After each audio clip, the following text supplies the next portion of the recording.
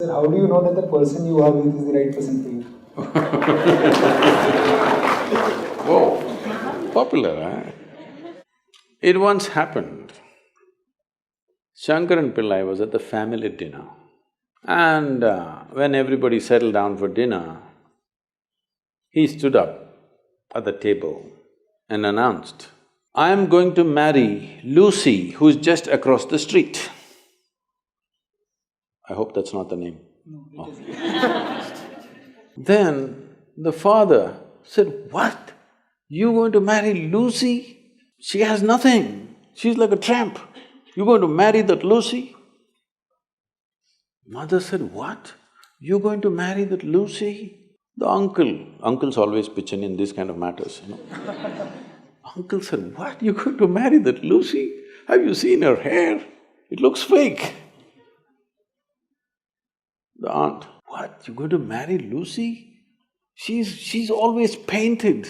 You going to marry that painted woman?" The little boy, the nephew, can't be left out. He said, "You going to marry Lucy? She doesn't even know what is cricket. How can you marry her?" Shankaran Pillai stood his ground and said, "Yes, I'm going to marry Lucy." Everybody asked in one voice, "Why?" He said, "Because she has no family." There are no many opinions to battle with. So, who is the right person? I don't want to take away all the romance from your life. But let me tell you this, there is no right person on this planet. If you put your heart into something, something may become wonderful. Is it the right thing? There's no right thing. Nobody ever found the right person anywhere, okay? If you get into that kind of unrealistic mindset, "I have found the right person," oh, you will be soon disappointed. You must understand, there is no right person.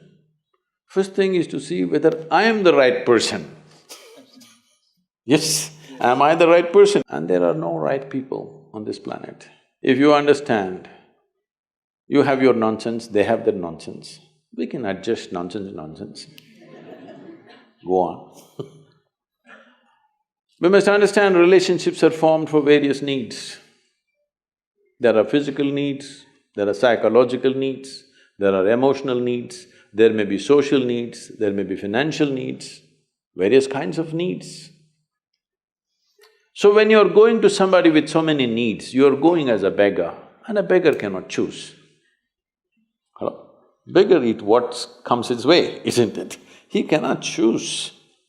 So, if you really want to make a choice in this world, first and foremost thing is, you bring yourself to your place where your experience of life is just pleasant by yourself.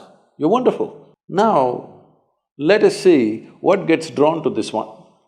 If you're really wonderful, things will happen in every way, I'm saying. In terms of career, in terms of marriage, in terms of relationships, the best will happen to you because you made yourself like this. Instead of trying to work on somebody and fix them, if you work upon yourself and make you so wonderful that everybody wants to be with you, then there is a choice. And this whole thing is an American thing, that there is a soulmate somewhere. God made just one more person just for you. But these days, every 2 years, he keeps making one more person just for you. Obviously, God is making too many mistakes with you. See, body needs a mate, understandable. Maybe psychologically also you need a mate, understandable. Emotionally you need a mate. A soul cannot need a mate. So soul doesn't need a mate, nor was some person made perfectly for you, okay? This creation makes all kinds of unique idiots. If you understand you are one kind of idiot and the others are different kind, you will understand their nonsense because you know you got your stuff. If you think you're perfect and God has chosen you and He's made another person perfect somewhere else, you're heading for a disaster, okay? There's no such thing. Even, people today, after 5,000 years, people are still adulating and worshipping Krishna as the greatest lover, but his wives are dead unhappy with the guy. Yes. So, you're not going to find any perfect person.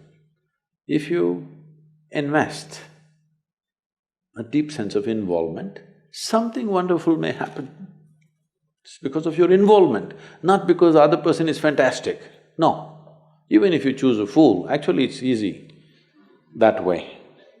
If they're not stupid, why would they come to you first of all?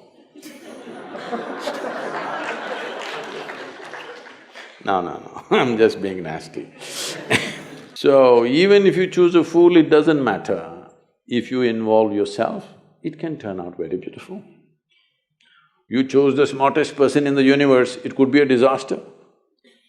So, do not think in terms of, whatever this made for each other nonsense. No. You choose the opposite, actually. But after some time, after a little bit of time, you slowly start expecting they're just like you. This is a serious mistake. Because if one more person becomes just like you won't be able to bear with them for 2 days. Hello? Please tell me. If there's one more person just like you at home, could you live there? You're glad they're different. It's wonderful, nobody is like you, isn't it? Nobody is like you on this planet. Try and see. Nobody is like you, and that's good. Don't look for sameness, not necessary. It's a difference which makes because of the difference you tango, not otherwise